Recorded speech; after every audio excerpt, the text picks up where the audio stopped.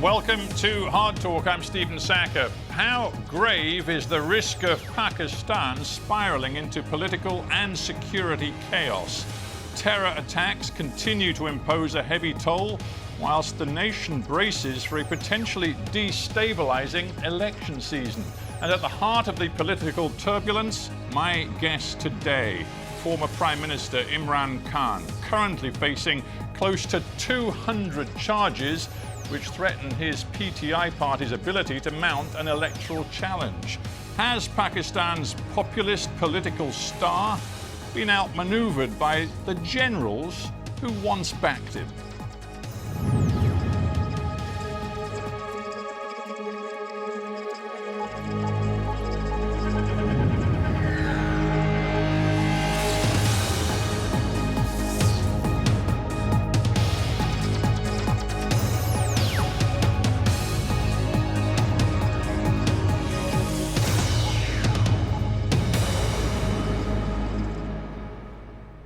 Imran Khan in Lahore, Pakistan, welcome to Hard Talk.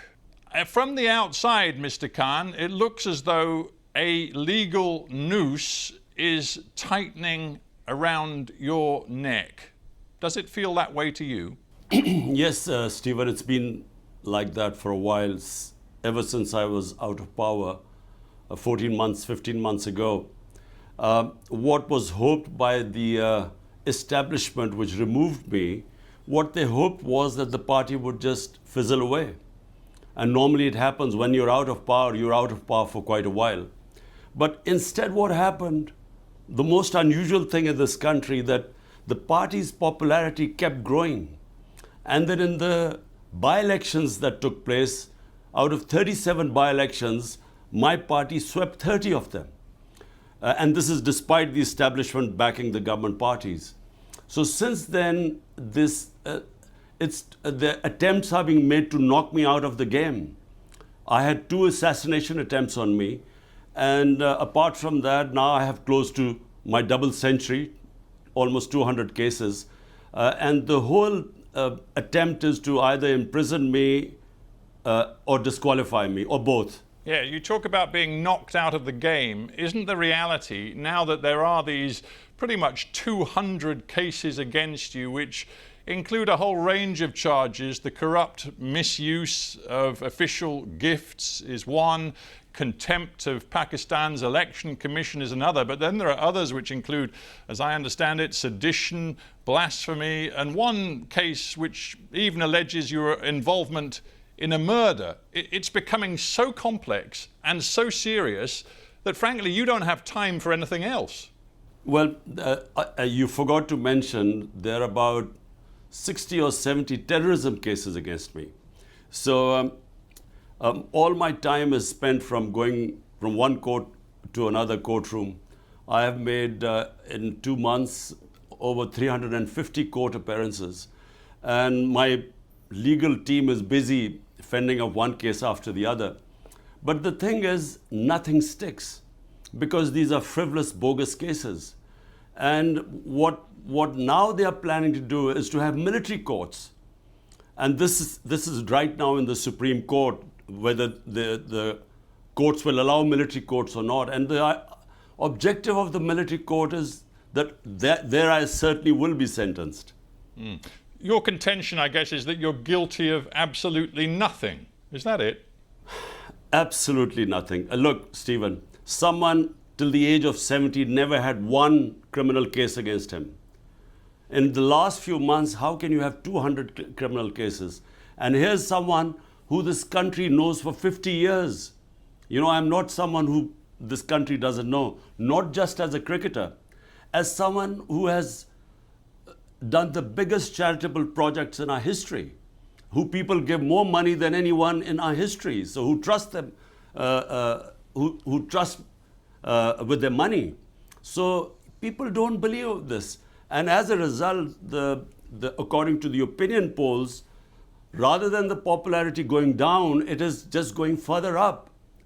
I'm sure you're familiar with the notion of karma and the phrase, what goes around comes around. Would you accept that one problem for you is that the positions you stake out today are very different from the positions you've taken in the past? And when I say that, I'm thinking, number one, of your enthusiasm for the court's ruling that Nawaz Sharif, back in the period before 2018, should not be allowed to run again for public office. You, for a couple of years, demanded that he be barred from politics. In the end, he was. You said the courts had every right to bar a senior politician from running for office. The courts may well be about to bar you from running for office in the forthcoming election. So it's going to be difficult for you to argue the courts have no right to do that. There's a word or two words, moral equivalence. It's when you equate two completely unrelated incidences and combine them and sort of draw an analogy. Look, Nawaz Sharif, how did he get caught? It was in Panama Papers, that expose that took place, where it was discovered that he had 4 luxury flats in London, which he had not declared and were in his daughter's name. There was 1.5 years in court. There was a joint investigating committee which asked him to provide where did he get the money to buy these 4 flats. When he couldn't, that's when he was disqualified. It cannot be compared with me, where out of almost 200, there are only 2 corruption cases and both I'm fighting, and I'm telling you that both the cases, they will never find anything because there was no corruption. You can't compare him 4 luxury flat worth millions of dollars in London. He gets convicted, he gets to serve a sentence, to compare to what is going on right now. Would you accept that you've made several grave errors in the recent past? Perhaps one of your most serious errors was fomenting an atmosphere after you were ousted from power last year, an atmosphere in which you encouraged hostility toward the military. And when you were arrested in May of this year, your supporters immediately took to the streets in violent protest, which included violence directed against military targets, including the house of one senior general. They were your people responding to your rhetoric. In the last 7 days, I've made over $200,000. And Stephen, let me just answer this one by one. Number one, in my 27 years in politics, never have I told anyone ever to be violent. All our protests have been within the Constitution, peaceful protest, which is allowed when we feel any injustice, it is a right to have a protest. And that's what we've done. We did the longest ever protest of 126 days, and not one act of violence ever took place. There were peaceful protests. We used to protest and go back. So first, let me make it clear, and this is what the courts have discovered. When they tried to accuse us, when the government accused us of attacking army buildings, the courts, two judgments now have cleared us that none of us were involved in any of violence. We believe that there should be independent investigation into just 4 places where the violence took place. But hang on, did you not think for a moment, knowing Pakistan as you do, the polarized feelings amongst your people, did you not think for a moment it was irresponsible of you in the months running up to May 9th of this year to be accusing the military of essentially running a puppet government, of launching a coup d'etat, of taking over Pakistan and completely undermining its democracy? Did you not for a moment think that that might lead to trouble? So, Stephen, what you're saying is that I should not tell what was the truth? Everyone in Pakistan knows what happened. The defense minister, the current sitting defense minister, who's now, who was in the opposition, he has given a public statement that way back in 2020, we were 6 months down the line in our government.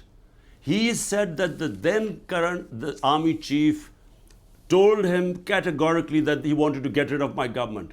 And had it not been for 2 years of COVID-19, which is why he held back, That's the only reason he didn't remove our government. Now, this is from the current defense minister. So, no one in this country is in any doubt that it was the ex-army chief who removed my government. In fact, he has bragged. He said he thought Imran Khan was dangerous for Pakistan. That's why he removed me. So this is just a fact. Well, no one. I talked about karma. Yeah, I talked about karma before. The truth is, you rode the tiger of military support for their political candidate. You rode that tiger yourself in 2018. You were close to the military. You remained close to the intelligence services and the military in your early years in power. And it was only when you fell out with the military that you decided you wanted no military meddling in politics. Again, it's hypocrisy. One of the army spokespeople said, well, Imran Stephen, Khan is the biggest hypocrite. So, Stephen, I need to correct you again. My party is the only party that was not created by military dictators. People's Party, Ayub Khan, the first dictator, Zulfikar Ali Bhutto was his minister for 8 years before he left his government and then created the party. Nawaz Sharif was manufactured by General Ziaul Haq. He was a businessman. My party started from zero. 22 years I built my party from scratch. And then, if in 2018 the army backed us, then how come, then despite the establishment openly going against us, trying to dismantle us, how come after we are out of government we win 30 out of 37 by-elections? How come that has happened? Because the establishment, everyone knows, is standing with the government.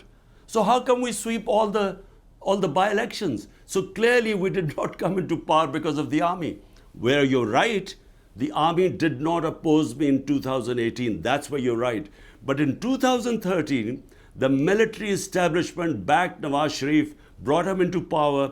That's why we did this protest for 126 days, because we wanted the audit of the elections, because we knew the elections were rigged. But when in 18 we came into power, we asked the opposite. We asked them to open the elections because we knew we had won free and fair elections. Isn't the truth, though, that you believed after you lost that vote of confidence in 2022, you believed you could use people power to force the army to come back to you, in essence, and you were wrong. And going back to what happened in May 2023, when your supporters went to the streets, they committed that violence, including against key military infrastructure, you basically crossed a red line that even supporters of your own PTI party, even former friends and colleagues in your government, say is on you. It's your responsibility. To quote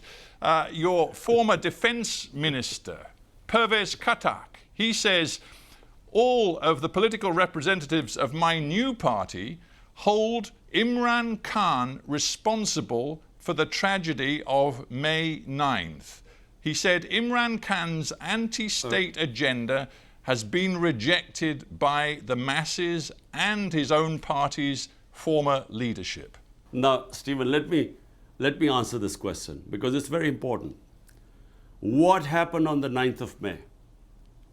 On the 9th of May, I'm sitting in the precincts of the Islamabad High Court. I'm on bail of these many cases, so there was no case on me. I get attacked by the commandos, not by police, by commandos. There are visuals which have gone all over the world. I was attacked. My guards were beaten up, and I was abducted from there, confirmed by the Supreme Court, unlawful and unconstitutional. So what did you think the supporters would do? When they saw the army, the commandos picking me up from there, was there not going to be a protest? But remember, when I was shot, and 12 of my other people were wounded, 1 dead. Despite that, there was no burning, there was no arson. There were peaceful protests, but there were protests without any arson. So how come, this is the big question, when they see me being dragged like the the head of the biggest party abducted, there was going to be a reaction. Now, point is, were we involved in the arson? Arson only took place in 4 buildings. Okay. They put 10,000 of our workers in jail. Now, Stephen, you've got to listen to this. This is very important. This was all pre-planned. The way the police could have picked me up. Why did they need commandos to pick me up and beat everyone up? Because they wanted a reaction. And but the reaction was peaceful, as it's always been. I want to stop you, Imran Khan, because you have made it clear you accept no responsibility for the violence around May 9th. I understand that, but my point really was to focus on the fact that since May 9th, the extreme pressure put on your PTI party, some of its members from the most senior to the most junior, has led to the implosion of your party. Some of your most senior former lieutenants like Fawad Chowdhury, Pervez Khattak, whom I've mentioned, Jahangir Tareen, they've all left. Some of them have set up new political parties. Your party, as it was, frankly, no longer exists. If my party doesn't exist, why don't they announce elections? Why did they run away from the elections stipulated by the Constitution, announced by the Supreme Court on the 9th of May in 60% of Pakistan versus Punjab? They ran away from the elections. Now they're trying to run away from the elections in October. So if my party is finished, they shouldn't be worried. The problem is the party is intact. They have tried everything. They have put 10,000 of people in jail, including women, never done before, peaceful protesters. And worse, they have put people through torture. We've faced custodial torture. It's never happened in the history of this country. And under pressure, some people have left, but the vast majority of people are in hiding today in Pakistan. All my senior leadership, which is not arrested, few of them have defected. The rest are in hiding. My workers are in hiding. I am the only one, with 1 or 2 other guys who are not in hiding, but we are more or less house arrested. But that's the point. That's the point. Hang on. We don't have much time. Let's keep some brief questions and answers. Fawad Chowdhury, who we've had on this show, who was very loyal to you, but now has quit politics, saying he can't work with you anymore. He said the other day, you, Imran Khan, have to find a way to build bridges to the mainstream politicians. And he even mentioned Nawaz Sharif. He said the country is on the brink of a terrible crisis. And it's incumbent upon you to put your own interests aside and reach out to Nawaz Sharif and others. Are you prepared to do that? The fact that the country is on the brink of a major disaster is true. We really are heading what I feel are the dark ages, because we basically have an undeclared martial law in Pakistan. I mean, the country evolved towards a democratic process over last 20 years, and suddenly there's no media which is free, and the judiciary, they're trying to control that. So we are heading in the dark ages. But what is the answer? Is the answer to shake hands with people who've been robbing this country for 30 years? I came into politics because the 2 families had destroyed our country economically. I came in because I wanted to bring the powerful under the rule of law, which is why my party was called Movement for Justice, Rule of Law. And now, am I supposed to join the same people who are responsible for destroying the rule of law in this country, who are above law, so that I again, what for? To come into power? I'd rather not come into power. I'd rather stay in the opposition. But let's stick with this idea. What's the point of coming into power if you can't bring justice here? Right, but let's stick with the idea that Pakistan faces a catastrophic future if political instability feeds into security instability, and we see that the suicide bombings, the terror continues, particularly aimed at political parties right now. And also we see a potential economic catastrophe with an IMF bailout which just stopped the country defaulting, but which nonetheless leaves Pakistan in a parlous position. Your country can't afford the political chaos that will come if you try to run in the forthcoming election. It just can't afford it. Stephen, look, the only solution to Pakistan, and any sensible person in this country will confirm this, the only solution there is no other solution. Free and fair elections. That's the only way we will get out of this mess. What is happening is that in order to keep me out, they are dismantling our democracy. And what you're seeing in the rise in terrorism, the whole province of KP, Pakhtunkhwa, which is on the border of Afghanistan, why was there no terrorism when we were in power for 3.5 years? Why is it suddenly the terrorism is going up? Because they are no longer represented. The government in Pakhtunkhwa, where the terrorism has started, and in Balochistan, there has been a caretaker government which is not representative of Pakistan, doesn't belong to the people, and that's going there for 8 months. It's illegal, it's unconstitutional. So the answer is free and fair elections. Let the people select their own representatives and then let them sort out the problems of Pakistan. We as a representative government had brought down terrorism in Pakistan. You right now are sitting in Lahore. Every time you try to leave your home, you have to negotiate all of the armed guards and the security that surrounds you. Pretty much your only journeys right now are to the courthouse. You know that you survived an assassination attempt last November, but you've said you expect another one to come. I believe your own children have told you that you ought to get out of politics for your own safety. Why will you not heed that advice? Because it may be the only way to calm tensions in your country. Stephen, what you're saying is that we should accept slavery and not have freedom. Democracy means freedom. So what you're basically telling me is that in order to accept this fascist government, which is destroying our civil liberties by the day, they're about to pass a bill, just so that you know what we are facing right now. They're passing a bill which is called Prevention of Extreme Violence. The intelligence agencies can break into anyone's house without an arrest warrant. They can pick anyone up. They can try people in military courts without access to justice. This is what we are facing now. Unfortunately, the country has been taken over by fascists and they are petrified of elections. Reason why I'm suffering is because they know that elections we would win, hands down. And because of that, they are not only dismantling our democracy, it means we should accept that we don't have any freedom. How can we accept that? You've made a series of How can allegations. anyone accept You've that? made a series of allegations about this government, which of course the current Pakistani government would absolutely deny. But what is clear is that if elections are to be held this year, you have a choice. You either try to run or you back off because it could send Pakistan over the edge. What are you going to do? What will save Pakistan are free and fair elections. Stephen, make no mistake about it, because that will give it political stability, a government backed by a public mandate. If it comes in for 5 years, will give us political stability, and that will then give us economic stability. At the moment, there is no political stability and the economy is just tanked. And this terrorism is an offshoot.